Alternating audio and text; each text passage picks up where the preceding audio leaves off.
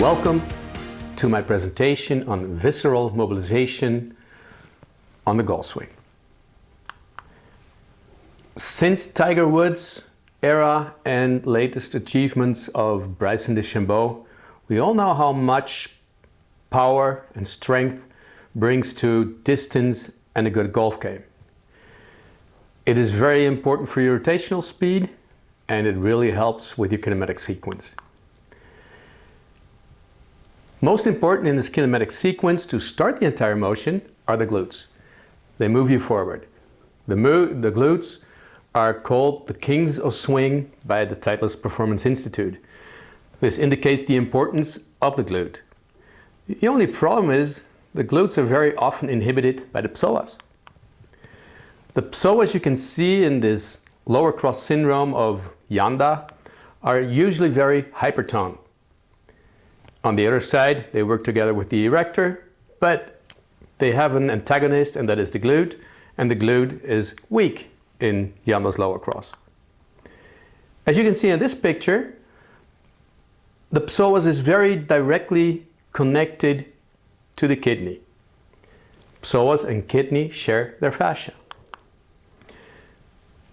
Lalonde, another osteopath, very well explained the importance of a treatment of the kidney in a runner with gluteal problems. And then we're talking about viscerosomatic inhibition. This means that the kidney is lying on the psoas.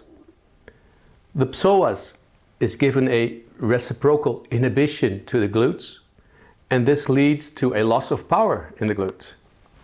In this presentation, we will be talking about how an osteopathic intervention can play a role in hitting a golf ball with a driver.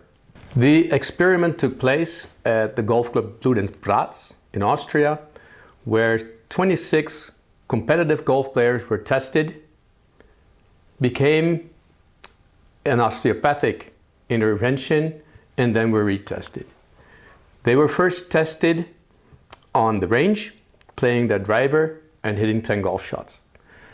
After that, we did a bridging test to test the strength of the glute muscles, and then tested the length of the psoas before we did the actual intervention.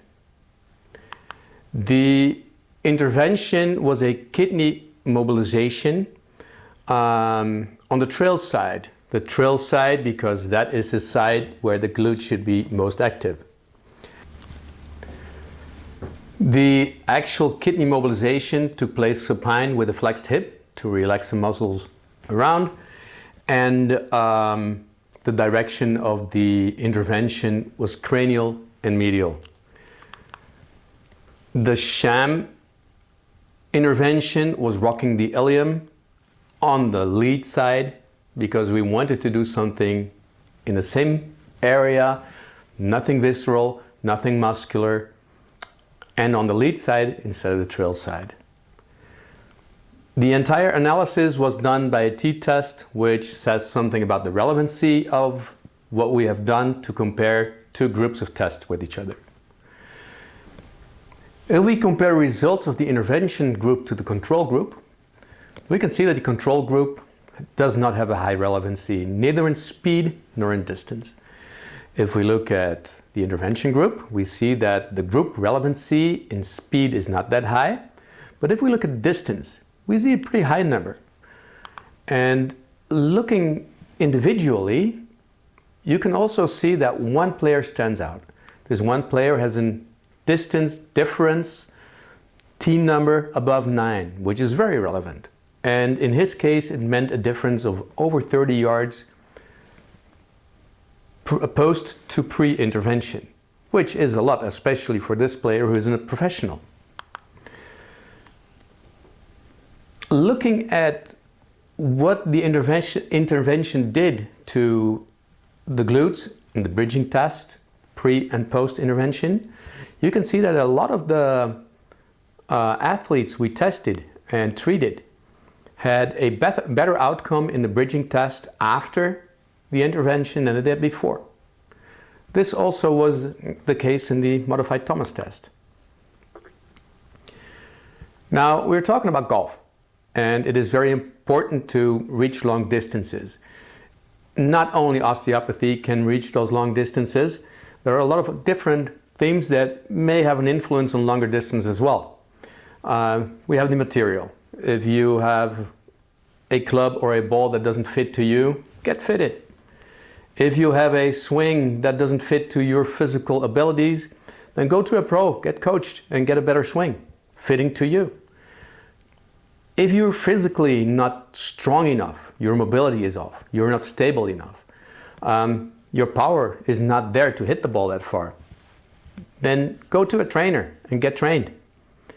Other things that might influence the length of a golf ball hit by a driver, maybe the weather or the altitude you're playing in.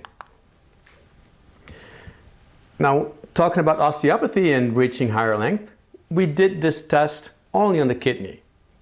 The kidney intervention is not an osteopathic treatment.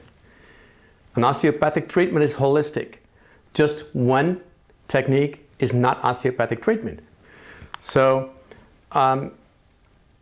in this case, some people may not have had any differences pre and post intervention because some other visceral structures needed more treatment than the kidney that we did. There may be some problems in muscles or joints, and we should be training or mobilizing those. And there's always the healthy subject. What can we do about a healthy subject? They're healthy. There is nothing we can do to help those get better. Going back to the viscerosomatic inhibition, what happened after the intervention of the kidney? You could see that a mobilization of the kidney on top of the psoas gave a relaxation of the psoas, therefore tested more positive a pass on the Thomas test. Relaxing the psoas gave no more inhibition on the glutes. Therefore, the glutes could be stronger. There was no longer a loss of power. Now we gained some power. I am the opinion that in any sports, not just golf, any rotational sport, but like Lalonde said with his runner, you can do an osteopathic treatment viscerally, but also holistically on any sportsman. And therefore, I plead for osteopathy having a higher position in the support of elite and amateur athletes to reach their optimal potency. Thank you for your attention. Goodbye.